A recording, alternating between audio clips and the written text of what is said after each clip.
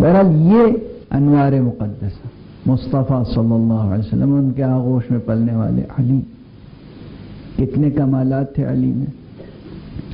مرتبہ علمی حضرت کا اپنی جگہ، شجاعت و قوت اپنی جگہ، سخاوت اپنی جگہ. میں نے اس سے پہلے کسی مجلس میں عرض کیا تھا یہاں کہ ہم آپ کیا توصیف کریں گے حضرت علی کی، جب خود رسول نے ایک معیار مقرر فرمایا. رسول کی حدیث ہے یہ کہ من اراد ان ينظر الى آدم في علمه والى نوح في فهمه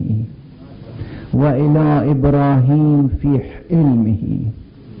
والى يحيى بن زكريا في زهده والى موسى في بطشه فلينظر إلى علي بن أبي طالب.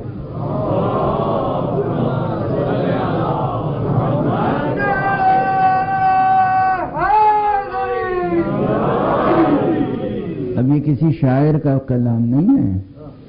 رسول فرما رہے ہیں جس کا دل چاہے،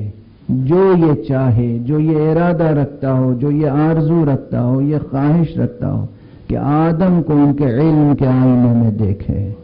نوح کو ان کی فراست کے آئینے میں دیکھے،